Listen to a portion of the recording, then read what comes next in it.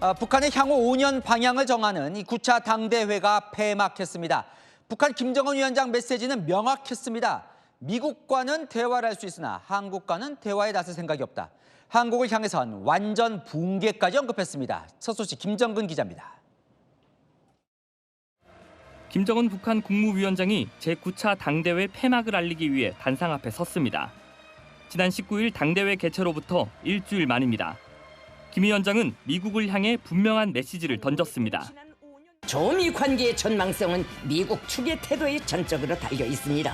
평화적 공존이든 영원한 대결이든 우리는 모든 것에 준비되어 있으며 대조선 적대시 정책을 철회한다면이라는 조건이 달렸지만 미국과 좋게 지내지 못할 이유가 없다며 사실상 손을 내밀었습니다. 현지 시각 어제 마코 루비오 미국 국무장관이 언젠가 북한의 누구든 우리는 항상 들을 준비가 되어 있다고 말한 게 전해지면서 오는 4월 트럼프 미국 대통령의 방중을 계기로 북미 대화 성사 가능성이 높아졌다는 평가입니다. 김 위원장은 반면 한국을 향해선 독서를 퍼부었습니다. 이재명 정부의 대북 유화책에 대해 기만이자 졸작이라고 평가절하하고 한국을 동족의 범주에서 영원히 배제할 것이라며 적개심을 드러냈습니다. 한국 국경선을 요새화하고 한국 지역을 억제하는 방사포도 증강 배치하겠다며 한국의 완전 붕괴 가능성은 배제될 수 없다고 엄포를 놨습니다. 핵 보유국을 다시 한번 천명하며 핵무기를 늘리겠다는 뜻도 분명히 했습니다. 채널A 뉴스 김정근입니다. 당대회 하이라이트 열병식도 어제 열렸습니다. 김정은 위원장의 딸 주애가 아버지 어머니와 함께 등장했는데 전부 다 더 어른스러운 외형으로 나타났습니다. 예년 열병식과 좀 달랐다는데 이현재 기자와 함께 보시죠. LED 조명을 몸에 단 북한 공수부대원들이 공중에서 오각별 대형을 만듭니다.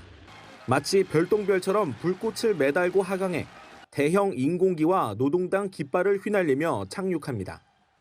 군악대는 노동당 상징과 위대한 당 등 문구를 표현한 집단 체조를 선보입니다. 밤 10시 김정은 국무위원장이 딸 주애, 부인 리설주 여사와 함께 나타납니다. 검은 가죽 코트 차림으로 김 위원장과 주애가 앞서 걷고 리 여사는 그 뒤를 따릅니다.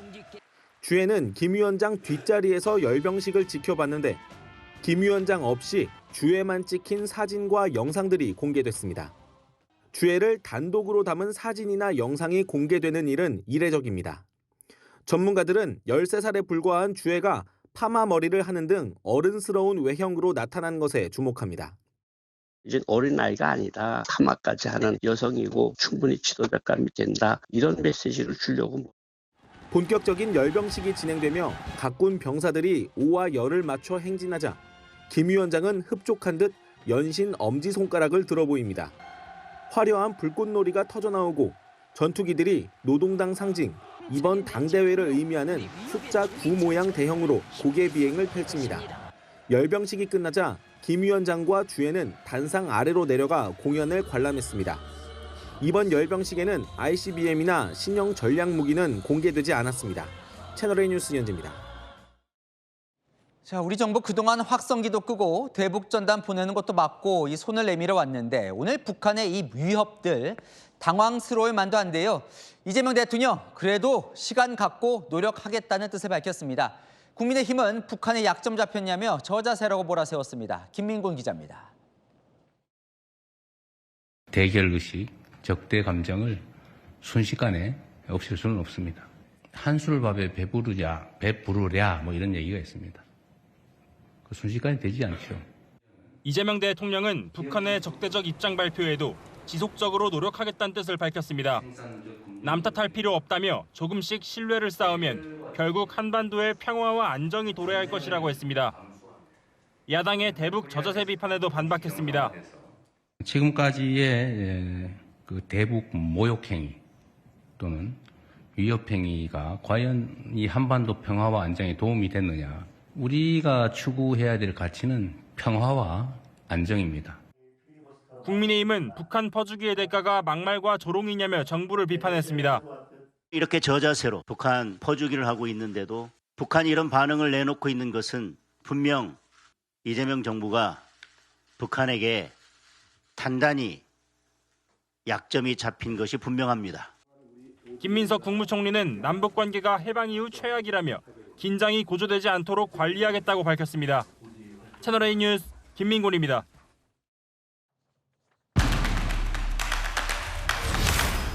네, 안 기자 정치부 김유진 차장 나왔습니다. 자, 드디어 끝이 났습니다. 이 얘기 어떻게 나오나 한 관심을 가졌는데 미국에 손을 내민 거예요? 그렇습니다. 오늘 김정은 국무위원장이 미국을 향해서 명확한 메시지를 던졌습니다. 이 두 가지만 해결하면 대화 못할 이유가 없다. 우선 우리는 핵보유국이다. 핵보유를 인정해라. 두 번째, 적대시 정책을 철회하라. 조건을 달았지만 사실상 대화하자는 제스처로 해석됩니다. 자, 그러면 이 두 가지가 일단 해결은 돼야 되잖아요. 가능한 거예요? 그렇습니다. 트럼프 대통령이 이미 두 가지에 대해서 언급한 게 있습니다. 지난해 취임 전부터 북한을 뉴클리어 파워라고 부르면서 여러 번 핵보유국인 걸 인정하듯 했습니다. 지난해 10월 에이펙 참석하러 경주에 올 때 제재 풀어줄 수 있다는 말도 했었죠. 김 위원장이 말한 대북 적대시 정책이란 대북 제재, 한미 연합훈련 등인데 미국이 이미 제재 해제 가능성을 시사한 겁니다. 마침 몇 시간 전 루비오 미국 국무장관이 북한을 거론하면서 우리는 항상 들을 준비가 돼 있다. 이렇게 말한 사실이 전해지면서 북미 대화 성사 여부가 주목받게 됐습니다. 자, 그럼 이 4월에 북미 정상 간 만남이 성사될 가능성 꽤 있겠는데요? 원론적으로 북한과 미국 서로 내건 대화 조건만 보면 엇갈리는 부분이 없어 보입니다. 그런데 전망이 좀 엇갈립니다. 트럼프 대통령의 방중 겨우 한 달 남았죠. 의제에 의전 논의를 해야 되는데 시간이 촉박하고요. 무엇보다 김 위원장, 미국, 중국, 남해 이벤트에 끼고 싶어 하지 않을 거란 전문가들 전망도 있더라고요. 단독으로 관심받고 싶을 거란 얘기인데요. 그렇더라도 트럼프 대통령의 이번 방중이 가장 현실적인 북미 대화 타이밍이란 점은 부인하기 어렵습니다. 이게 이제 향후 5년 방향을 정하다 보니까 우리와는 그럼 어떻게 정할 거냐. 이재명 정부 그동안 손을 계속 내밀어 왔잖아요.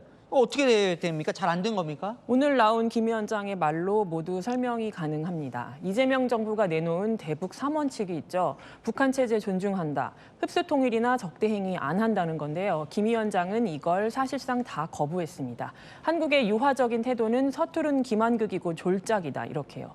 뭐 원래 북한은 좀 그렇게 말하는 거 아니에요? 그렇게 보기에는 김정은 위원장의 거부 논리가 명확합니다. 시작은 이렇습니다. 남한은 동족이 아니다. 심지어 영원히 배제하겠다 했고요. 동족이 아니라 오히려 적이라고요.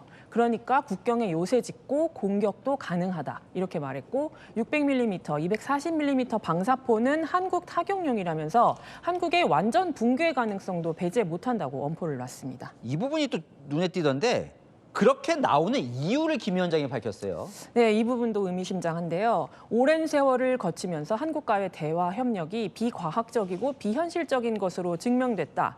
역대 한국 집권 세력들이 북한 내부에 한국 문화를 유포시켜서 북한 체제 붕괴를 기도했다는 겁니다. 남한의 보수 진보 정권의 성격이 아니라 남한과 교류해봐야 득될 게 없었다고 결론이 났다는 겁니다. 이렇게 보면 전혀 가능성이 없어 보이지만 한 전문가는 그래도 이재명 정부의 대북 유화책을 졸작이라고 평가한 건 더 좋은 제안을 하면 받아들일 수도 있다는 뜻이라고 해석하기도 했습니다. 자, 이번 당대회 또 관심은 이제 주회, 후계 문제인데 이건 어떻게 봐야 돼요?